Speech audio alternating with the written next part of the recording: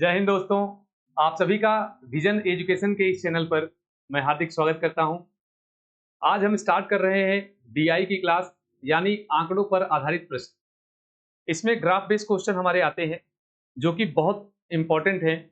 अगर आपने last year कोई भी गवर्नमेंट एग्जाम का पेपर दिया होगा, पेट, एसएससी, बैंक, रेलवे, तो इन सब में डीआई के क्वेश्चंस अच्छे खासे पूछे जाते हैं।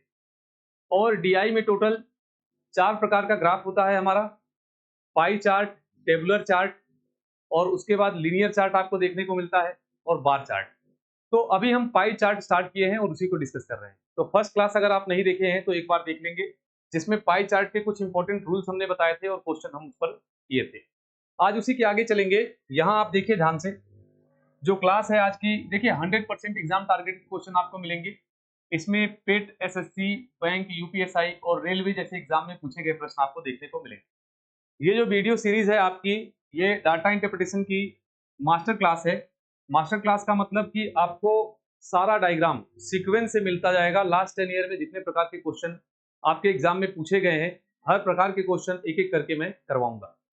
यहाँ पर एक चीज का ध्यान रखेंगे, आप प्रैक्टिस तो करेंगे साथ में, अभी साथ साथ में ट्रिक कॉन्सेप्ट सीखने के बाद एक लिंक में दूंगा डिस्क्रिप्शन में, जिससे टेस्ट लगाकर आप एनालिसिस करेंगे कितना इंप्रूवमेंट हुआ। इंपॉर्टेंट बात डीआई में क्या है? सबसे इंपॉर्टेंट बात यह है कि कम समय में क्वेश्चंस को करना। ठीक है, तो वही मेथड हम देखेंगे, कैसे इजिली कम समय में क्वेश्चंस को हम कर पाएंगे, ये हमें समझना है। तो चलिए क्लास को स्टार्ट करते हैं।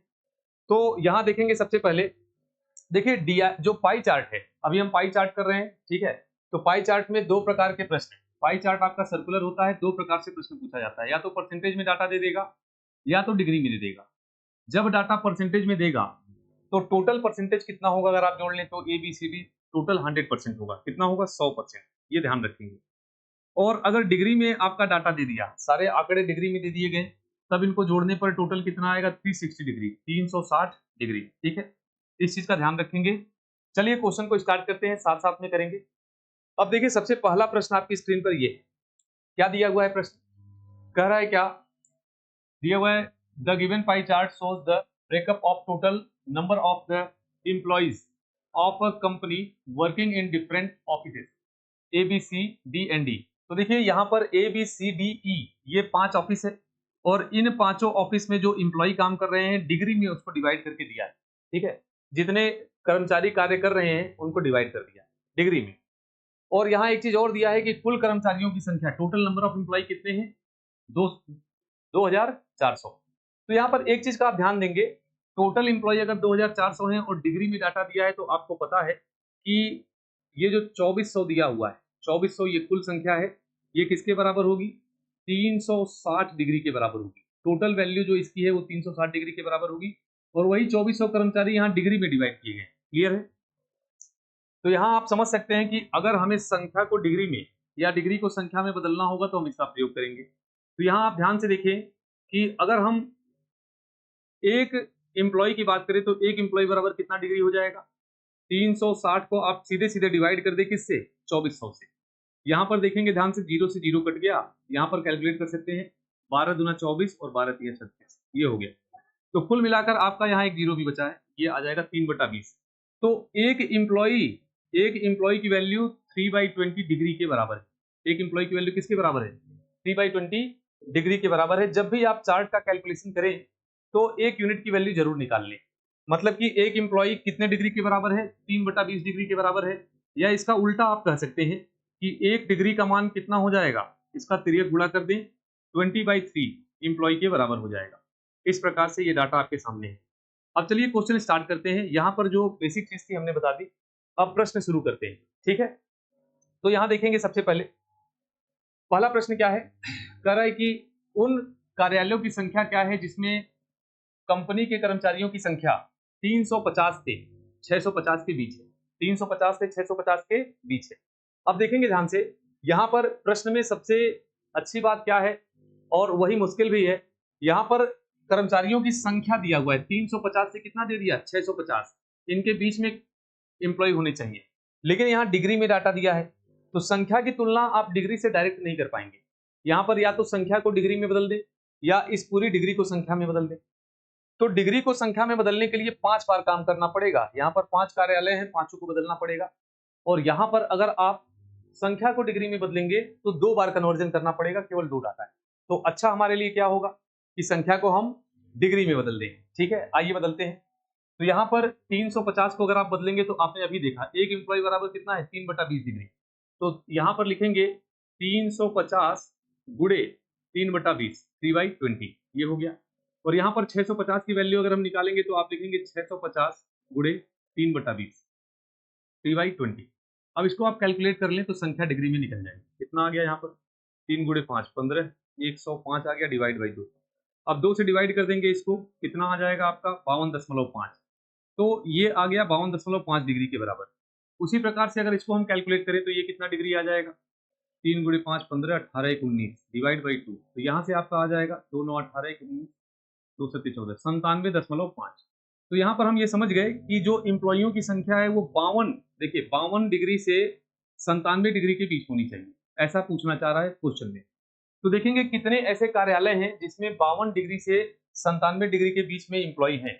तो पहला वाला देखेंगे ए, इसमें आपका 52 से ज्यादा और 97 से कम है क्या, नहीं। ए वाले में आपका 97 को क्रॉस कर दिया है तो इसको काउंट नहीं करेंगे। बी वाले में 18 डिग्री है, ये आपका 52 से क्या है, 52 से कम है तो इसको भी काउंट नहीं करेंगे। सी वाले में देखिए 54 है, ये 52 और 97 के बीच में है, ये एक काउंट हो जाएगा। ये भी 52 97 के बीच में है और ये भी 52 97 के बीच में है। ठीक है, तो कर्मचारियों की संख्या 3 कंपनी में ऐसी है कि 52 डिग्री से 97 डिग्री के बीच में। तो करेक्ट आंसर कौन सा होना चाहिए इसमें, ए, 3। ठीक है, 3 कार्यालय ऐसे हैं जो इसको फुलफिल कर रहे हैं। ठीक है, बढ़ते हैं अगले प्रश्न की तरफ, ध्यान से देखेंगे। तो साथ साथ में आप भी लगाते चलें, प्रैक्टिस बहुत इंपॉर्टेंट है। ठीक है, अगला प्रश्न देखिए क्या दिया है, बहुत ही शानदार प्रश्न है। ऐसे प्रश्न आपको एग्जाम में मिलेंगे, ये लास्ट ईयर का क्वेश्चन है। तो इजी क्वेश्चंस और डिफिकल्ट क्वेश्चन का कोई मतलब नहीं है, मतलब बस लास्ट ईयर के आए हुए क्वेश्चंस है, उनको अगर आप अटेम्प्ट कर रहे हैं तो उसी प्रकार का आपको कॉन्सेप्ट सीखना है जो अगले एग्जाम में आने वाला है। ये प्रश्न देखिए क्या दिया है, कह रहा है कि यदि कार्यालय ए में कर्मचारियों की संख्या का 40%, देखिए ए में जो कर्मचारी हैं उनका 40%, ठीक है 40%, बी और ई में समान रूप से, बी और ई में समान रूप से लगाया जाता है। मतलब कि ए के जितने भी लोग हैं उसके 40% को आधा बी में और आधा ई में लगा देना है। और उसके बाद कह रहा है क्या, तो बी और सी में कर्मचारियों की संख्या के बीच का अंतर क्या होगा। बहुत बढ़िया। अच्छा, बी और सी का अंतर पूछा है, ऐसे बी में दिया कितना है, बी में 18 डिग्री, बी में कितने कर्मचारी हैं, 18 डिग्री कर्मचारी हैं।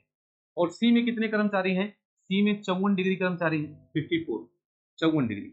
लेकिन यहाँ पर इसी का क्या पूछा है, अंतर। लेकिन डायरेक्ट आप अंतर नहीं निकालेंगे, इसका इसके साथ डायरेक्ट अंतर नहीं निकालेंगे, क्योंकि सी में देखिए बी वाले में कुछ लोग और बढ़ रहे हैं, है कि नहीं। बी में यहाँ दिया है जरूर 18, लेकिन प्रश्न में बोला है कि ए में से 40% कर्मचारी जो हैं, ए के 40% कर्मचारी, उसमें से आधे को किसमें डाल देना है, बी में, और आधे को ई में। तो क्या करेंगे, यहाँ पर ए में कर्मचारी कितने हैं देखेंगे, 126 डिग्री। ठीक है, अब 126 डिग्री का 40%, और 40% में देखिए आधा बी में जा रहे हैं, मतलब 20%, 40 का आधा कर देंगे 20, तो इसमें 20% इसके जो कर्मचारी है, ठीक है 20% वो किस में जाएंगे, वो बी में जाएंगे। और हमें ई से कोई मतलब नहीं है क्योंकि प्रश्न में ई की बात किया नहीं है, तो बी का कैलकुलेशन करना पड़ेगा यहाँ पर। तो कितने कर्मचारी ए से बी में जा रहे हैं, यहाँ ध्यान से देखेंगे, ये कट गया आपका, 2 से आप गुणा कर देंगे, 6 गुणे 2 12, 2 दूना 4 1 5, और यहाँ आ गया आपका 2, और नीचे 0 है तो दशमलव लग जाएगा, 25.2। तो 25.2 डिग्री ए के किस में आ गए, बी में, तो यहाँ पर आप लिख लेंगे 25 दशमलव, ठीक है 2। तो ये आपका आ गया। अब इसको जोड़ लेंगे तो क्या आ जाएगा, 0.2, 8 5 13 3, और यहाँ 43.2 आ गया। अब इसका अंतर आप लेंगे, अब ये सही डाटा है, तो कुल बी में कितने कर्मचारी हो गए 43.2, और सी में कितने कर्मचारी हैं 54 डिग्री। तो यहाँ पर इसका अंतर पूछा है, घटा देंगे। ठीक है, तो घटा देंगे, कितना आ जाएगा, यहाँ पर 0.0 आप लिखकर इसमें से सीधे घटा दें तो कितना आ जाएगा, चलिए 0.8 आ गया, 4 से और 3 से 3 गया 0 और 1, 10.8 डिग्री का अंतर आ रहा है, यही अंतर पूछा है। और ये अंतर किसमें पूछा है, संख्या में, तो आराम से निकाल लेंगे संख्या। डिग्री को संख्या में कैसे बदलेंगे, अभी आपने देखा कि 1 डिग्री का मान संख्या में कितना था, 3/20। अभी आपने देखा, यहाँ पर ध्यान से देखें, इसको हम पहले ही कर चुके हैं, इस चीज का हमेशा ध्यान रखेंगे। अगर आपको डिग्री को कभी संख्या में बदलना हो तो 20/3 से गुणा करना हो, ठीक है। तो 20/3 से हम मल्टीप्लाई कर देंगे, वो संख्या में कन्वर्ट हो जाएगा। तो यहाँ पर देखें 10.8 डिग्री को हम बदलेंगे तो 10.8 का मल्टीप्लाई आप करेंगे इसमें 20/3 से 20/3 से। तो इसको कैलकुलेट कर लें आराम से। अच्छा ये दशमलव हटा देंगे, दशमलव हटाएंगे तो नीचे क्या आ जाएगा, एक जीरो। अब इसको कैलकुलेट कर लें, जीरो से जीरो कट गया और 3 से कट जाएगा आपका, 3 3 9 और 3 6 18, 36 × 2 72 आ जाएगा। तो जो कर्मचारियों की संख्या का अंतर है वो कितना है, 72। 72 बिल्कुल करेक्ट और सही आंसर। तो इसका करेक्ट आंसर कौन सा होगा, 72। क्लियर है। इस प्रकार से इजिली आप कर सकते हैं। और मैं बताऊं ऐसे प्रश्नों को आप इस प्रकार से आराम से निकाल सकते हैं। बस प्रश्न के कॉन्सेप्ट, प्रश्न के लैंग्वेज को समझना है। और कैलकुलेशन बहुत ज्यादा डीआई में नहीं है, और जहां कैलकुलेशन ज्यादा होगा वहां हम आपको बताएंगे किस तरह से डिजिटल सम का हम प्रयोग कर सकते हैं, यूनिट प्लेस डिजिट का प्रयोग कर सकते हैं। ये कुछ ऐसे मेथड हैं जहां कैलकुलेशन हमारी थोड़ी आसान हो जाती है, ठीक है। फिलहाल यहाँ पर ज्यादा कैलकुलेशन नहीं था, आपका टेबुलर फॉर्म में वो ज्यादा देखने को मिलेगा सारणी वाले में। अगला प्रश्न देखिए, इस पर क्या दिया है, कह रहा है यदि कार्यालय सी में, देखिए कार्यालय सी में पुरुष कर्मचारियों का प्रतिशत 20% है, पुरुष कितने हैं 20%, और महिला कर्मचारियों का प्रतिशत कितना है 40%, ठीक है। तो कह रहा है सी में दिया हुआ है और महिला कर्मचारियों का प्रतिशत कितना है। अच्छा ये आपका थोड़ा मिसिंग है ई में, जो ये दिया हुआ है और ई में महिला कर्मचारियों का परसेंटेज दिया है। इंग्लिश में देखिए सही डाटा दिया है, ई में महिला कर्मचारियों का परसेंटेज कितना दिया है 40%। तो कह रहा है क्या, तो कह रहा है सी में महिला, सी वाले में जो फीमेल कैंडिडेट है, जो महिला है, ठीक है मैं फीमेल लिख दे रहा हूँ, सी में महिला की संख्या का ई में महिला की संख्या का अनुपात बताना है, और ई वाले में जो फीमेल है महिलाएं हैं उनका जो संख्या है उसका अनुपात बताना है। अच्छा ये बताइए सी में कुल कितने लोग हैं, सी में कुल कितने लोग हैं 54 54। तो यहाँ आप लिख देंगे सी में 54 डिग्री लोग, ठीक है। और ई में कितने लोग हैं ये बताइए, ई में अगर टोटल हम देखें तो ई में टोटल पॉपुलेशन 72 है, 72। तो यहाँ लिख देंगे 72 डिग्री। अब इसमें से महिला कर्मचारियों को निकालना है, तो यहाँ दिया हुआ है क्या, सी में जो पुरुष कर्मचारी हैं वो 20% है। अगर सी में 20% पुरुष है तो महिला कितनी होंगी 80%। तो यहाँ पर इसका आपको 80% निकालना है, क्या निकालना है 80%। उसी प्रकार से कह रहा है क्या, ई में दिया हुआ है क्या, ई में महिला कर्मचारी कितनी है 40%। ये दिया हुआ है पहले से कि ई में जो महिला कर्मचारी है वो 40% है, तो यहाँ सीधे आप 40% निकाल देंगे क्योंकि महिलाओं की ही संख्या का अनुपात निकालना है, ठीक है। इस प्रकार से अब आराम से कैलकुलेट कर लें, यहाँ आपका 0 0 चला जाएगा, 40 से कट जाएगा 80 दो बार में, ठीक है। और 18 से कट गया, 18 3 54, 18 चौक 72, ये आ गया। और 2 से फिर 4 कट जाएगा, 2 दूना 4, कुल मिलाकर जो अनुपात आ गया आपका 3:2 का आ गया। 3 संबंधी 2 बिल्कुल करेक्ट ऑप्शन है। तो इस प्रश्न का सही जवाब क्या होगा, 3:2। तो यहाँ पर आपका सी बिल्कुल सही और सटीक आंसर। क्लियर है। आइए बढ़ते हैं आगे। तो यहाँ पर एक चीज का ध्यान देंगे, ठीक है। यहाँ पर देखिए कैलकुलेशन आपका बहुत ज्यादा नहीं है, जब कैलकुलेशन ज्यादा आएगा डिजिटल सम का हम प्रयोग जरूर करेंगे और उसको आप अपने हैबिट में लाएं। अगला जो वीडियो हम बनाएंगे उसी पर बनाएंगे जिससे आप थोड़ा सा कैलकुलेशन को और बेहतर कर पाए, ठीक है। अब देखेंगे ध्यान से यहाँ क्या दिया है। अब अगला हमारा डायग्राम आ गया, वो प्रश्न ओवर है। ये 17 से लेकर 22 तक है, कहां से कहां तक है 17 से लेकर 22 तक। और ये डबल पाई चार्ट है, स्क्रीन पर आपको दिख रहा होगा, ये क्या है डबल पाई चार्ट है। क्लियर दिख रहा है कि नहीं, चलिए दिख रहा है, अच्छी बात है। डाटा आपको क्लियर दिखना चाहिए, थोड़ा स्पेस कम था और डबल डायग्राम बनाना था तो थोड़ा छोटा हो गया है, बट आपको दिख रहा है स्क्रीन पर, ये अच्छी बात है। यहाँ क्या दिया हुआ है देखेंगे ध्यान से, कह रहा है क्या, कह रहा है कि वर्ष 2001 और 2002 में राज्य एक्स के विभिन्न संकायों में अध्ययनरत छात्रों की संख्या। देखिए कह रहा है क्या, 2021 और 2002, ये 2001 है, 2001 और 2002। 2001 में कुल कितने विद्यार्थी हैं 35,000। कितने विद्यार्थी हैं टोटल 35,000। और 2002 में जो विद्यार्थी हैं वो 40,000 है। ये देखिए डाटा दिया है, 2002 में कुल कितने विद्यार्थी हैं 40,000। और प्रश्न में कह रहा है क्या, अलग अलग डिपार्टमेंट में ये विद्यार्थी पढ़ रहे हैं, आर्ट कॉमर्स साइंस, इस प्रकार से दिया हुआ है, ठीक है। अब हमसे प्रश्न इसके आधार पर पूछा है, ठीक है। तो देखेंगे डबल पाई चार्ट को कैसे सॉल्व करते हैं। मैं आपको एक छोटी सी बात बताता हूं, समझेंगे। डबल पाई चार्ट में सबसे इंपॉर्टेंट बात क्या है समझेंगे। जब भी प्रश्न आए डबल पाई चार्ट, सबसे पहला काम आप क्या करें, आंख मूंद कर पहला काम ये करेंगे, टोटल वैल्यू को आप सिंप्लीफाई कर लेंगे। जैसे 35,000 है और यहाँ 40,000 है, तो यहाँ 3 0 3 0 कट गया और 5 से कट जाएगा, 5 7 35 और 5 से कट गया 5 8 40। तो टोटल संख्या को आप सिंप्लीफाई कर लेंगे, यहाँ मान लेंगे कुल विद्यार्थी 7 हैं और यहाँ 8, ऐसा मान लेंगे। ठीक है, फिर से आप समझेंगे, यहाँ पर कैलकुलेशन आपका बहुत आसान हो जाएगा। जब भी डबल पाई चार्ट आ जाए, मतलब डबल सर्कुलर चार्ट इस प्रकार से आ जाए, तो टोटल वैल्यू को हमेशा आप रेशियो में लेकर सरल कर लें। तो हमने काट दिया यहाँ पर 35,000 40,000 को 7:8 आ गया। हमेशा मान लेंगे इसमें जो है विद्यार्थी वो 7 हैं और इसमें जो विद्यार्थी हैं कितने हैं, 8। अब प्रश्न को हल करेंगे। ठीक है, आगे देखिए पहला प्रश्न क्या दिया है। तो पहला प्रश्न आपका दिया है, कह रहा है किस विभाग में वर्ष 2001 से 2002 में विद्यार्थियों की संख्या में कमी आई। विद्यार्थियों की संख्या में क्या आई है, कमी। किस विभाग में कमी आई है ये पूछा है। और जो ऑप्शन हमें दिया है यहाँ पर देखिए, दिया है मेडिकल, एग्रीकल्चर, आर्ट और फार्मेसी। तो इनका आप देख लेंगे, लेकिन कैसे निकालेंगे ध्यान से देखें। यहाँ पर आपको बहुत ज्यादा कैलकुलेशन नहीं करना, आपने अनुपात निकाल लिया है, इसमें 7 विद्यार्थी हैं और इसमें 8।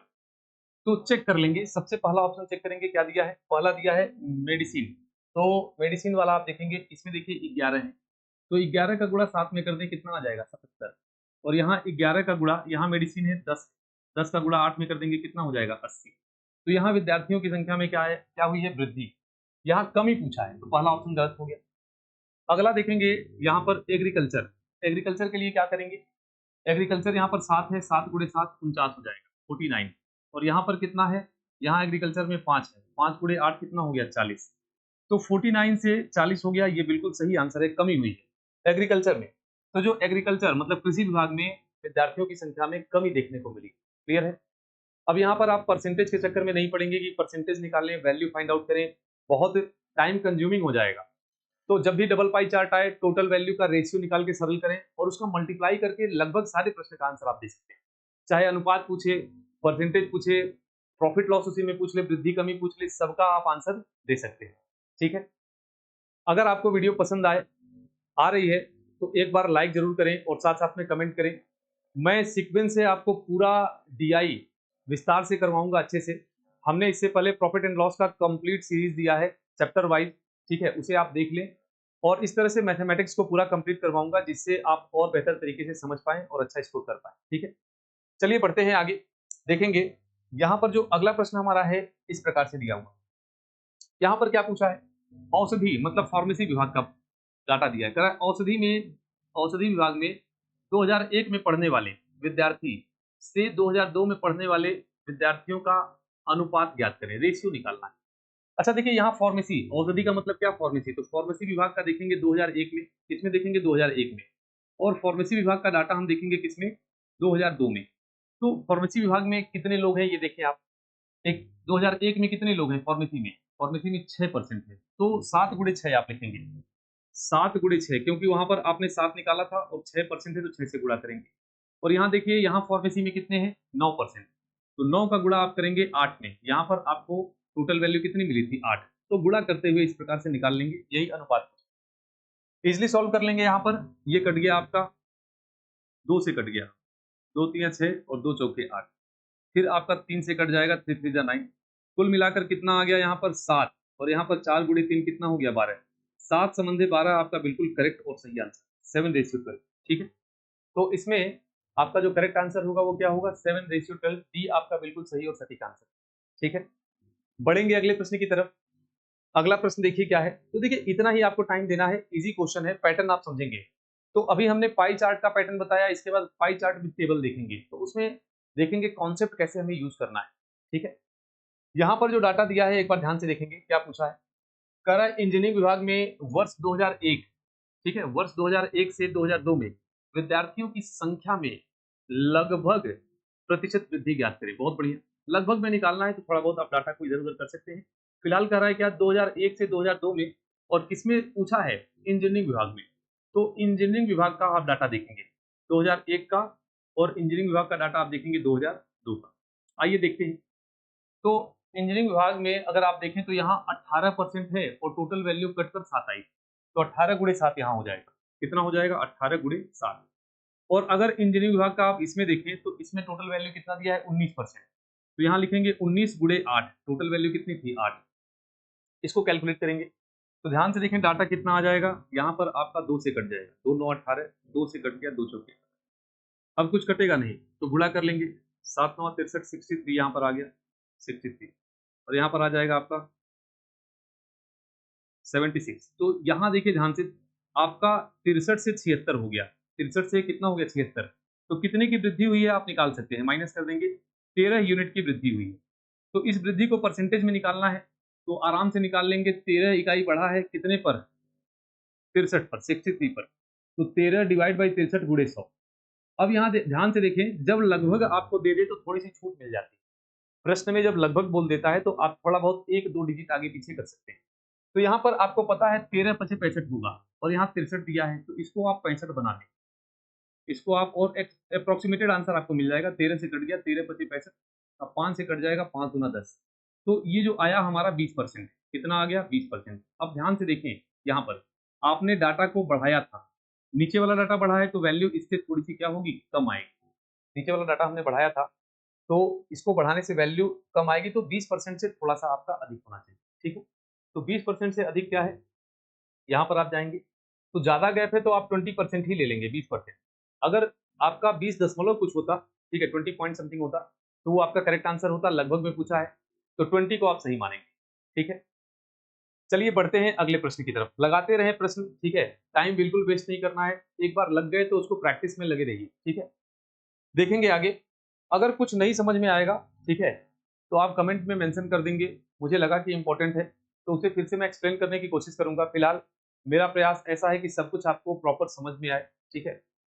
देखेंगे ध्यान से अगला प्रश्न, अगला प्रश्न क्या दिया है, यहाँ डाटा दिया है, कला और वाणिज्य विभाग में वर्ष 2001 में पढ़ने वाले कुल विद्यार्थी, बहुत बढ़िया, और करा है उसी विभाग में 2002 में पढ़ने वाले कुल विद्यार्थी का कितना प्रतिशत है। अच्छा, तो यहाँ पर देखिए कला और वाणिज्य मतलब आर्ट और कॉमर्स की बात कर रहे हैं, तो 2001 में आर्ट कॉमर्स में टोटल कितने लोग हैं, ये देखें, इसको आप जोड़ लेंगे तो कितने आ गए टोटल, यहाँ पर आ जाएगा आपका 12 है और 22 है, तो ये आ जाएगा आपका 34%। और यहाँ अगर आप देखें आर्ट और कॉमर्स में कुल कितने हैं तो जोड़ देंगे, 4 और 1 5 आ गया, 2 1 3, यहाँ पर 35% आ गया, कितना आ गया 35%। तो यहाँ सबसे पहले देखेंगे आप कि हमें क्या करना है, 2001 और 2002 का पहले अनुपात लेकर सरल कर लेंगे, ठीक है। तो कला और वाणिज्य का पूछा है, आर्ट कॉमर्स का, तो ये 34% आया, लेकिन 34% किसका, 7 का। और यहाँ पर देखिए दूसरे में आया है 35%, लेकिन 35% किसका, 8 का, किसका, 8 का, इस प्रकार से, ठीक है। इसको आप एक बार देख लें ध्यान से। अब इसको कैलकुलेट कर लेंगे आराम से, 2 से कट जाएगा आपका 17 आ गया, और 2 से ये कट जाएगा, 2 चौके 8, और 7 से कट गया यहाँ पर, 7 पचे 35, तो यहाँ पर जो डाटा हमारा आया सिंपलेस्ट फॉर्म में ये 17 आ गया, और 5 गुणे 4 कितना हो गया 20। तो आप कह सकते हैं कि यहाँ पर अगर देखा जाए तो 2002 में पढ़ने वाले विद्यार्थियों का कितना परसेंट है, तो तुलना किससे किया है, 2002 से, का शब्द यहाँ दिया हुआ है, ये नीचे होगा। परसेंटेज निकालते समय एक चीज का हमेशा ध्यान दें, तुलना जिससे किया है, कंपेयर जिससे किया है, वो वैल्यू नीचे होती है। तो 2002 के डाटा से कंपेयर किया है तो 20 आपका नीचे होगा, परसेंटेज निकालते समय नीचे 20 रखेंगे, और कितना अधिक है मतलब डिफरेंस लेंगे, 17 से 20 है मतलब 3 यूनिट अधिक। तो यहाँ पर देखेंगे, अच्छा अधिक नहीं पूछा है, कह रहा है का कितना है, तो यहाँ पर डिफरेंस नहीं लेंगे, बस ये पूछा है कि 2002 का कितना है, तो 17 को ऊपर रखेंगे, 17 को ऊपर रखेंगे गुणे 100, यहाँ से कैलकुलेट कर लेंगे, 20 से कट गया, 20 पचे 100, 17 पचे 85, 85%। तो 2001 का जो है 2002 से कितना है, 85% है। 2000, तो यहाँ पर करेक्ट आंसर कौन सा होगा, 85%, सी आपका बिल्कुल सही और सटीक आंसर। क्लियर है। तो इस प्रकार से देखिए क्वेश्चंस को आराम से हम कर सकते हैं। डबल पाई चार्ट देखने में आपको थोड़ा सा खतरनाक लग रहा है, ठीक है, कि डबल पाई चार्ट है, डाटा इतने ज्यादा है, लेकिन प्रश्न आप देखिए कैसे कितने इजिली सॉल्व हो रहे हैं। तो इस प्रकार से कॉन्सेप्ट को समझते चलेंगे तो प्रश्न बड़े आसानी से लगता जाएगा, ठीक है। हमने सबसे पहले आपको एक ही बात बताई कि डबल पाई चार्ट जब भी आए तो टोटल वैल्यू का अनुपात ले लें और फिर क्वेश्चन को सॉल्व करें, मजा आ जाएगा, ठीक है। अब ये एक प्रश्न मैं आपको दे रहा हूं, देखिए अगला प्रश्न, तो अगर आप समझ रहे हैं तो इसको ट्राई करके बताएंगे। कह रहा है किस विभाग में वर्ष 2001 से 2002 में विद्यार्थियों की संख्या में प्रतिशत वृद्धि सबसे कम है, तो प्रतिशत वृद्धि सबसे कम है किस विभाग में, और कितने विभाग हैं यहाँ पर, 4 विभाग दिया हुआ है, सब में आपको निकालना पड़ेगा कितने परसेंट की वृद्धि हुई है, इन सब प्रतिशत वृद्धि सबसे कम है, तो आपको इंक्रीमेंट निकालना होगा, जिसमें जिसमें वृद्धि हुई है वो आराम से आप निकाल लेंगे परसेंटेज में, और जिसकी परसेंटेज वृद्धि सबसे ज्यादा है वही आप बताएंगे, ठीक है। चलिए इस प्रश्न का आंसर आप कमेंट में मेंशन करेंगे, अगर आपको समझ में आ रहा है और कर पा रहे हैं तो बहुत अच्छी बात है। अब चलेंगे अगले प्रश्न पर, चलिए लास्ट क्वेश्चन देखते हैं आज का। ये प्रश्न जो है आपका, देखिए काफी इंपॉर्टेंट है और ऐसे प्रश्न खूब पूछे गए हैं पेपर में। कह रहा है क्या वर्ष 2001 में कला विभाग के विद्यार्थियों का केंद्रीय कोण बताएं। केंद्रीय कोण का मतलब समझिए समझिए क्या है। यहाँ पर आपका सेंटर्ड एंगल पूछता है। सेंट्रल एंगल को केंद्रीय कोण हिंदी में बोलते हैं। तो यहाँ पर किसका पूछा है, यहाँ पर कह रहा है वर्ष 2001 में कला विभाग मतलब आर्ट का। अच्छा 2001 में अगर आप देखें तो आर्ट का कितना है 12%। इसको पूछ रहा है कि अगर डिग्री में बनाया गया होता, ये डायग्राम किस में बनाया गया होता डिग्री में, तो कितना डिग्री 12% की जगह लिखा होता कोण के रूप में, एंगल के रूप में। बहुत ही आसान है। आपको पता है कि कोई भी डायग्राम बने परसेंटेज में तो उसकी टोटल वैल्यू 100% होती है, और अगर यही डिग्री में बना होता तो टोटल वैल्यू कितनी होती 360 डिग्री होती। ठीक है, तो 100% का मान कितना होता 360। तो 12% को आप डिग्री में कन्वर्ट करेंगे, तो 12% को अगर डिग्री में निकालना है तो आराम से आप निकाल सकते हैं। 360 ऊपर है, 360 डिग्री, इसका मान है 100 का, 100 से भाग देंगे और 12 से गुणा कर देंगे, 12 का निकालना है। ठीक है, तो कैलकुलेट कर लें, यहाँ पर 0 से 0 कट गया, 12 से 72, 2 आ जाएगा 7, 12 तिया 36, 6 6 12 1 13 3, ये आ गया आपका, और नीचे एक 0 बचा है तो यहाँ पॉइंट लगा दें। तो करेक्ट आंसर 43.2 डिग्री होगा। मतलब जो 12% दिया है अगर डिग्री में बना होता तो 43.2 डिग्री से इसको हम रिप्रेजेंट करते। ठीक है, तो ये आपका 43.2 डिग्री बिल्कुल करेक्ट ऑप्शन। ठीक है, अगर आज की क्लास यहीं ओवर होती है, अगर क्लास आपको समझ में आई है, ठीक है, तो एक बार जरूर लाइक करें और कमेंट करें। मैं आपको अगले क्लास में फिर मिलूंगा, लेकिन उससे पहले मैं बता दूं, नीचे डिस्क्रिप्शन में आपको लिंक मिल जाएगा सबसे ऊपर टेस्ट का। ठीक है, और इसके साथ साथ अगर क्लास का आप पीडीएफ नोट्स चाहते हैं, टेस्ट सीरीज अलग से लगाना चाहते हैं, और कंटेंट वीडियो लेक्चर्स आप पूरा एक सीक्वेंस में देखना चाहते हैं, तो ये सब अवेलेबल है बिल्कुल फ्री। ठीक है, विजन क्लासेस के ऐप पर, उस ऐप पर जाकर, ठीक है, विजन क्लासेस गोरखपुर आप प्ले स्टोर पर डालेंगे, सबसे टॉप पर एक ऐप आएगा। जो लोगो आप देख रहे हैं सेम इसी लोगो के साथ, इसको अगर आप डाउनलोड करेंगे तो इसमें आपको सारा कंटेंट, डॉक्यूमेंट, टेस्ट और वीडियो लेक्चर मिल जाएगा सीक्वेंस से। ठीक है, उसे आप देख सकते हैं और अपनी प्रैक्टिस को और मजबूत कर सकते हैं। चलिए मिलते हैं अगली वीडियो में, तब तक के लिए जय हिंद, जय भारत।